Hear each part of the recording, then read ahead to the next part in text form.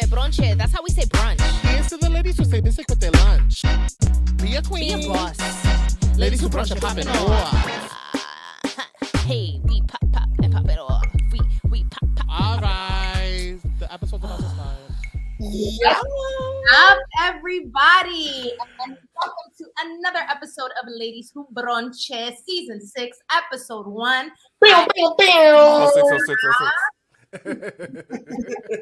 6666. Yeah. What's good, everybody? This is Skittles. And this week, on our very first episode of Season 6, we have two incredibly talented bad bitches that we go way back with. Honestly, GypjaQ, you already know I'm always ready to tell everybody about your influence on me. From when we was in high school, you was the first person that I ever saw outwardly expressing, your femininity. And that just had a huge impact on me as a human being. And then meeting Mx.Sykes, another bad bitch that I got to beat your face the other day and just get to know you a lot better and all that shit. My Facebook family, Mx.Sykes, GypjaQ, or also known as the Anvkai Tree podcast. Who the fuck are you? Who going first? I'm going first. Go All first. right. Well, I am GypjaQ on the attack. Brow. I am an artist. And yeah, for the most part, I just do art and talk shit. And Mx.Sykes was like, we should talk shit on camera. And therefore, we got the Anvkai Tree. The Anvkai Tree came to be. And I mean, when we talk shit, we try to very much be educational, you know what I'm saying? And at the same time, yeah. But at the same time, just be real and authentic and not mogged by the minutia. Yes. On a Wednesday evening. Yes. Mogged by the minutia.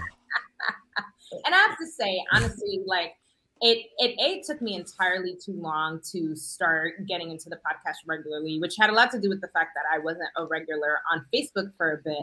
But, even outside of the podcast, both of y'all are just like a voice. You're a voice who's out here always telling it like it is in a way that early on, I would say in the earlier years of my following the Anvkai Tree, right? Felt like I was being called out, but in the best way possible. I, as a person who moves through the world, is somebody who is not very often held accountable because I seemingly find myself on the right side of things, quote unquote, most times. And so, in a time where the side of whether it was politics in America or just social justice in general, or even just how I view my identity as a Dominican woman, understanding that I thought I was woke and all the way there because I knew I was Black as a Dominican woman. But then hearing y'all speak started to pull down the layers I had about how I was viewing how I needed to participate as a citizen of this country, right? And what I needed to commit to, what I needed to be doing. I have to say, this past election, I did end up voting, but I tell you, I felt really odd about it. And a lot of it had to do with a lot of the commentary even y'all had made around voting, that I was just and so I just want to say, y'all do and know that it reaches, it definitely influenced me in a way that I think has been really powerful in the way that I now navigate spaces. And I try to model a lot of the behavior that you all have when you're holding space and having these difficult discussions. So I say that to say that y'all are definitely one of my favorite podcasts out.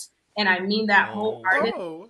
And I really think that because y'all are not out here, listen, we all out here trying to work and get paid in some way and get the come up, but y'all aren't out here selling out in the way that people say, oh, well, we're not sellouts, but they don't even realize that their approach to how they even market their podcasts and the things is a sellout still.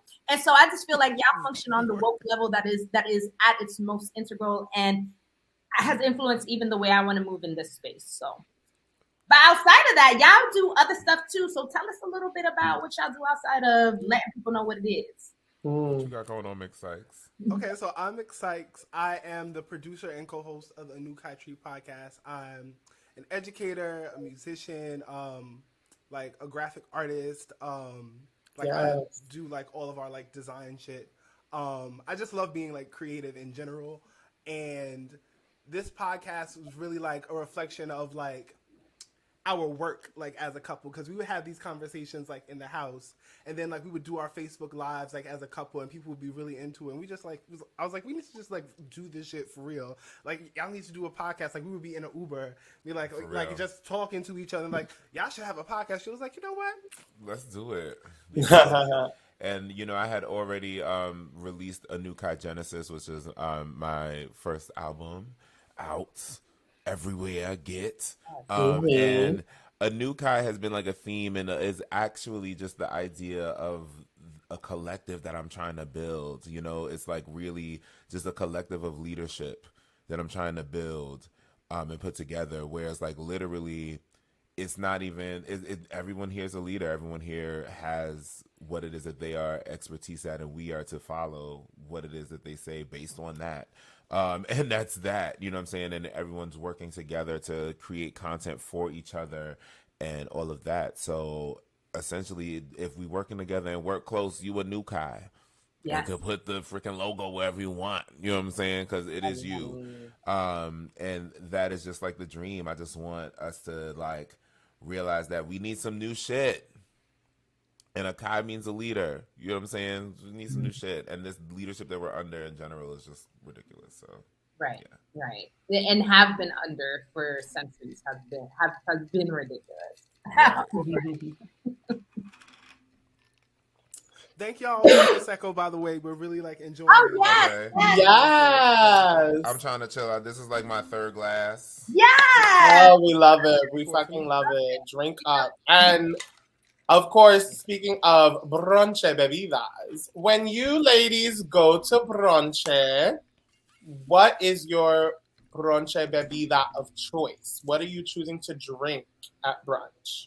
I love a peach Bellini. Like that's always my go-to. Like, What is it with the peach Bellinis on this podcast? We always get a peach Bellini. And let me tell you, if you go to several episodes behind, there is a very specific Skittles peach Bellini recipe that includes mostly vodka, mostly Prosecco, and a splash of peach. They'll have you knocked out. You just take a scissor and clip the tip of a peach slice and just yeah. It gives that when you drink it, though. Oh man, what am I drinking? I drink a classic mimosa. Like, just give me the damn Prosecco and orange juice. Give me the champagne and orange juice. Yes. Put it in like that. I mean, I don't know. I guess it also speaks to some nostalgia. But when we think of vodka, I cannot have vodka. It makes me angry. But the first time I ever drank, seriously, I was in France and I was 13. And I dead went in the bar, flashed my ID, 13 as fuck. It was just straight up ID. And went in the bar and ordered a vodka orange because it was, you know, the one thing on the menu I could understand what was in it fully. Because I had, you know, I was a French student. I didn't learn liqueurs, right? But anyway, and so it was an orange juice and vodka. So I'm like, put the orange juice in it, and it's a pop. Yes. And so, along with your brunch bebida, what is your go-to brunch plate? At brunch, like it's changed recently. Like I like a good French toast, and I'm getting into like poached eggs. Like recently, like before I hated a runny egg, and like recently, like I had one that was like a good poached egg that was really good, and I was like, oh wait, I think like I could get into this. I'm a super finicky girl. Lord knows. I really don't eat nothing. So I'm very much classic chicken and waffles. Yes. Give me that Belgian waffles with the applewood smoked bacon, please. Ooh. Thank you very much. You know, and I mean, if there's a side of fruit, I'm not gonna be too bad. Right. You know? I love a waffle with like fruits and whipped cream and shit like that too. Yeah. The waffle has to be right though, because like I feel like the best waffles have like the right crisp outside somehow. Exactly. And it's soft inside. Exactly. If it don't have that nice crisp, if it don't like. Yeah. You know what I'm saying? You bite Yes, into the little it. crack. It's not a crunch. It's like a It's a crack. crack, right? And it's like a crack and crumble into like a Play-Doh. Yes. Yeah, absolutely. And for me, the runny egg thing, I totally feel you on that. I Like can't with it.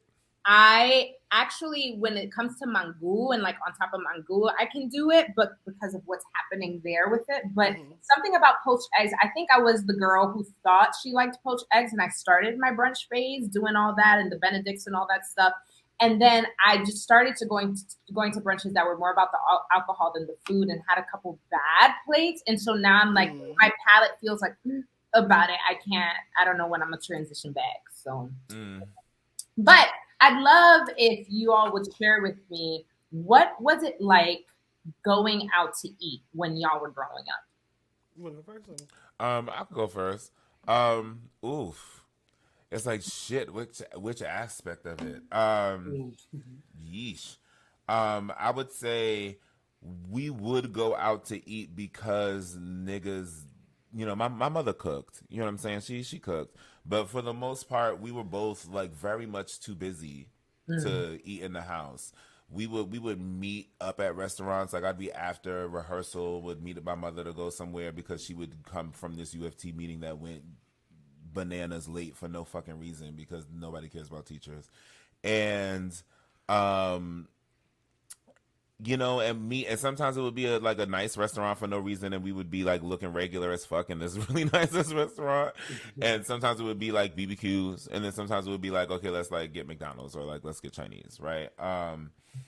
So it was like a regular thing to eat out in general, but like going places when we were like leaving from home, like, okay, we're gonna go out to eat, was always interesting because my fashion sense was always gender bendy, and it was always very much like constant stares and looks, which again, like, you know, when a bitch is a star, y'all can look if you want. But end of the day, like as a kid, you're like, all right, I'm literally just trying to like live my life. Like, you want to turn into Kanye West in that moment. You want to be like, stop the fucking paparazzi, and start just like throwing hands because you're like, what are y'all looking at for real? You know? And it's like, I'm from Harlem, so it's like, no, really, like, no, seriously, what are y'all looking at? You know? Stop looking. And I always thought, even as a kid, like what that might have meant for my mom and how that like translated and what that like was like, what was happening to her or like inside her during those moments. Like, okay, like your child is getting accosted visually by adults, and everyone is either participating or witnessing. Like, and it's so interesting because I feel like, depending on like how you grew up, for me, the micromanagement of the image was a really big part of going out. Like there was absolutely no way in hell that I was gonna have full autonomy over how I was gonna like show up at a restaurant. Like I needed to I even think about the phases when I was starting to get older and I wanted to like start shaving my legs and to show my legs and things like that. And the amount of times I was in some thick white looking stockings and I didn't understand why they had to be white and they couldn't be skin color. Like it would like all of that like really kind of fucked up the experience of me feeling like I was having a full experience and I'm going out. And it's like, for my family growing up, it was like we ain't really have it like that. My mother also always cooked. Like, so when we were going out, it usually was formed around an occasion, and so it felt like I would go out, but I couldn't really fully immerse myself into who I was as that girl who's out in the city and having that moment. So I think it's so beautiful that your mother made space for that. well, I will, you know, there are caveats, right? Because it's not like I could actually choose. It's not like I could actually choose what. It's not like I could actually choose what was in my closet to put on, right? So it would be like as like tight as I could get these jeans. Oh yeah, I'm plus size more. You know what I'm saying? I gained some weight. You know what I'm saying? So I can put these jeans on and have them just be tight and like, well, they're my jeans, ma. You know what I'm saying? And it's fine. It's not so much that she like supported it as much as she like didn't necessarily stop at nothing to stop it. Right. Yesterday. So okay. So You don't know what stream y'all. Sometimes it be crazy. Yeah. So it's, you know, I do want to give her credit for not like in the moment trying to like change me as I styled what I had available, right? But it was definitely still like extremely clear that that's not what I necessarily wanted available. You know what I'm saying? And the household and going out, like you said, was still very micromanaged, very like very geared towards assimilation and what like everyone else would think of her or think of your parents because of your behavior. And I definitely wanted to touch on what you said about like having a like your like a full experience. It's like you're not even like you're having their experience of you, and it's like strange because you don't even like, how do you even do that? Like I can't like remove my eyes and like, you know what I'm saying? Like I can't like actually do that, especially as a child when you're just trying to like literally point at something and call it a leaf. Right. You know what I'm saying? For what it's called. You know what I'm saying? Like you're trying to literally name things, and we're like forced in those instances to literally like look at ourselves from their viewpoints. It's abusive. As for me, like growing up, like when I was like in like elementary school, like my family always cooked, so it's not like we were going out to eat like a lot. We started going out to eat more when I was like a teenager and like in high school. But when I was a little kid, like I would always want to go out to eat, and my mom like, "No, we're cooking. Like it's not happening." But when we go out, like if we went somewhere, like if we went on vacation somewhere, or like we were going out, like she would like take me somewhere. I like Red Lobster was like my favorite restaurant because I was fucking bougie as fuck, even though we were poor. Like, but I love seafood, so I would love to go to Red Lobster. And if for some reason I thought like Sizzler was a shit, and I would beg to go to Sizzler, and my Sizzler parents was would the never shit. would take me. I was kind of disappointed Sizzler was when I the the first time I had it. Like I remember I won the science fair when I was like in 3rd grade. My dad took me to Sizzler, and I was like, yes, and I was like, oh. Kind of disappointed. He was like, I told you I could have made you some steak. He was like, what you want? West Indian and Southern parents, they was like they wasn't about it. But it was always like really like fun. But it was rare. Like it was rare. Like they didn't like, and I don't know if because we were younger, they didn't have us in the restaurant like that. Because I know my mom would go out to eat and shit. I just wouldn't be there. Until I was like a teenager. Like, okay, now you know how to act. And also I was not the most well-behaved child, so that could have been a part of it too. Like thinking about it, looking back. No, I was bad. Like setting things on fire, cursing out teachers. Like you wouldn't believe it now. But, I was gonna say, I'm having a really hard time believing this. But I believe you. Oh yeah, like I did some things. I feel like Really? you don't even know. What is the worst story? Like what is I won in the same day in elementary school. I set a bulletin board on fire and cursed out my teacher. Oh, excuse me, Mx.Sykes. Get out of my classroom. Not this art. The crazy part, the wild part about it was that my aunt was the assistant principal of my elementary school. So I don't know think that I was gonna get away with it. And my aunt's retired now, so I could like share this story. I got my ass beat 5 times that day. I was about to say, and my aunt took me to her office, beat my ass, called my father. Father came, picked me up, took me home, beat my ass. My grandparents were like, why are you beating him? They told me what they did. Both of my grandparents beat me separately. My mother came home from work and was like, what happened? Why is he crying? Told him, got my ass beat again 5 times. Wow. It was like a marathon. And I still didn't straighten up after that. I didn't like start acting right. You still ain't care. Until I got to high school, I was like, yeah, college is soon. Let me start acting like I have some sense. And I always did well in school. Like I was a good student. Like my grades were fine. My behavior was just like, because I would be bored, so I would just start doing stuff. Right. You wouldn't know that today, but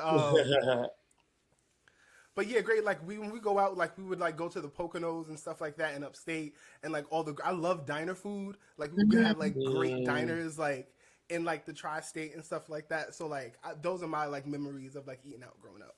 Yes. Nice. And so, what is your favorite bochinche gossip talk? Me, I'm not. What is your favorite bochinche topic to talk about at the brunch table? Favorite? No, let me stop. Okay. I really like to talk shit on people's vocals. You do? I really do.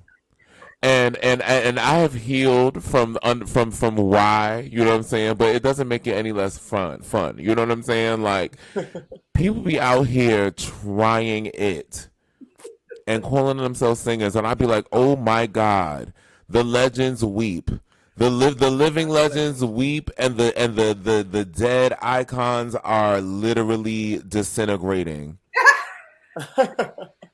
at you bitches.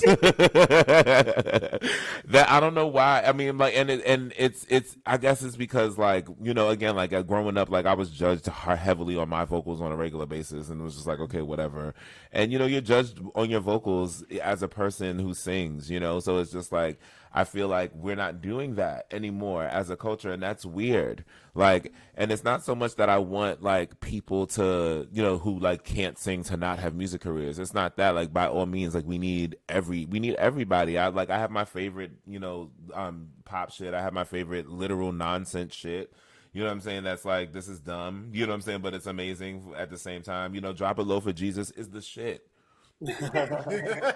It's I mean, besides the fact that it's actually musically excellent, but like, it's dumb as hell, you know what I'm saying, and it's popping, and I enjoy it, and we'll literally, like, seek that song. It's the idea that that stuff gets to replace the elite. Yeah, Like, it really hits in the, because it's almost, this mirrors the way that we see injustices in the world, because we know why, like, we all know why certain vocalists and artists are getting certain spotlights and stuff, and it just doesn't rub you the right way. And so sometimes you got to come for them, and it's not even about them, it's about making the point that they are being elevated because of something that is definitely not that fucking voice. Period. And I mean, it really is that, you know what I'm saying? And so, like, I mean, I like you putting it like, okay, what's your favorite gossip? I'm like, okay, if I had to say, because I wouldn't consider what I do gossiping, even because even though I do talk, like, even with the you know, vocal shit talking, it's really just like, okay, y'all, like, I'm trying to, like, shake us back into, like, excellence. There's no reason we can't have that and excellence. Why not? There's enough money going around. Yeah. There's enough everything happening for us to have Adele and Jasmine Sullivan be at the literal same level. And that's, and I think that for me is so interesting.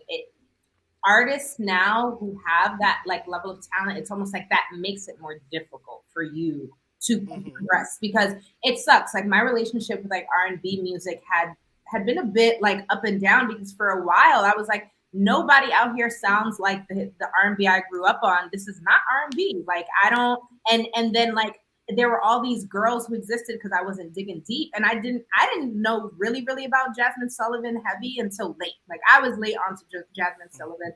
Even, like, the newer girls, like, I've been late to it, but a lot of it is because the sounds and the beats, they're commercializing things. Everything sounds the same. You know, love her to death, but I can't stand Janae Aiko. But I can't. Like, it's, I hear a song and I'm like, I feel the vibe, but then I hear the other three and I was like, oh, we're still here? Like, you know, I she really is like the female Drake. It's all, like, legitimately like the same vibe. But then she'll, like, on a record, she'll have one that has, like, an emotional, like, element, like, You Versus Them on the first project, which I don't even know if you can get. It's not on Spotify anywhere. I'd be, like, trying to jam that. Like, I, like, again, like, even, like, with Janae Aiko, I completely agree with you. I still, like, appreciate her. You know what I'm saying? Like, I still am like, okay, like, I get what she's doing, and I'm glad, like, there is that, like, feminine element to that, like, Drake. You know what I'm saying? Like portion, like, being pushed, you know, in the way that it was pushed, and I guess isn't so much anymore. I guess, like, Summer Walker's kind of doing it, differently, but differently. man, right? So the same time, it's just like my other issue is always there's no reason that y'all can't be getting lessons.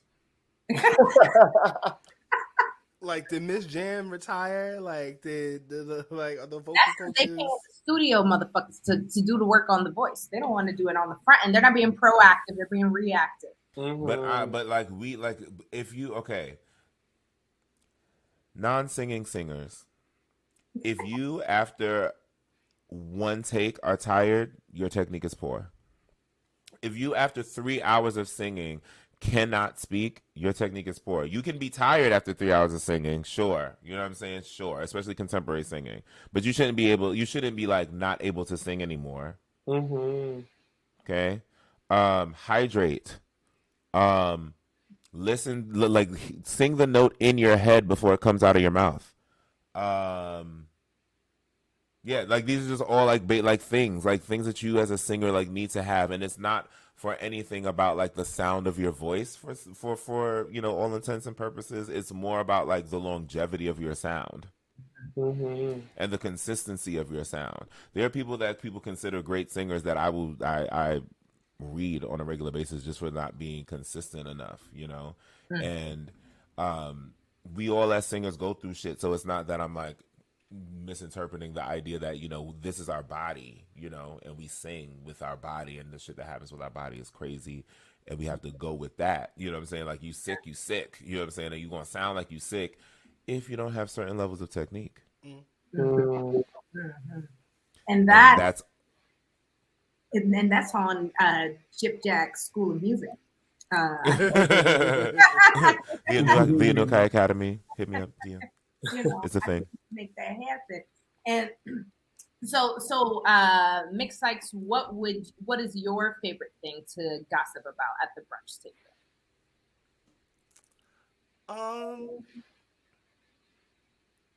What do I be? I don't know what I be talking about. Like, I like to listen to gossip. What's your favorite to listen in on? Yeah, that. I like people's relationship drama. I was about to say, but I love me some tea on like couples other than us, or what's going on in people's lives. I think the thing that I talk about personally is just like education drama. Like, I work in the public school system, and like it's always been a hot mess. The message is getting hotter. It's like a tire fire at this point, and like people are unaware of it because like in New York especially, they're good at really keeping that shit under wraps. And until like some shit like explodes. But yeah, it'd be crazy. So that's like, I be talking about t-shirt shit a lot because that's what I do. But I like yeah, and like that and like reality shows, but mostly like it involves people's like relationship drama.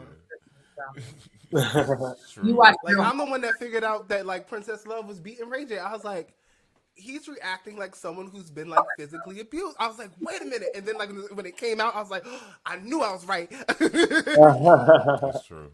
I felt sad, but also vindicated at the same time. Right. You did one point, but you hate the message, but you love to know that she was on it. I'm guilty. And that men don't speak about it. Like, that's the thing. Like, it's very like swept under the rug. And it like there was a story that came out a couple of years ago when they were like were getting divorced the first time. She broke his ribs when she walked him in a hotel with strippers. I did not know that. I did not know that. Because like, and the reason why it came out is because there was this clip of them trying to do like a reconciliation on Love and Hip Hop, and he pushed her in the pool when she kept throwing stuff at him, and like he was like stop, and they're like, why would you do that to your wife? Like, she broke one of my ribs. Police report. Okay. See, because I was like, I knew it. I was like, I know that men can definitely make women push women to that point. Like, everyone has a breaking point, but abuse is abuse. Right. And I like speaking about those things. People don't think about it from those narratives. So like when I'm at the brunch, I like to like, kind of like what we do in the podcast, like poke at people's like ideals of things. Yeah. I love that. And that honestly, like that topic even in itself. And I think that it's both that abuse, but even sexual abuse, I think, is one that isn't discussed, and that's a whole other topic for a whole other time. But I think that point is well taken. Like, there are moments where we're having one side of the conversation, but we're not making room for all of it, and we need to make room for all of it.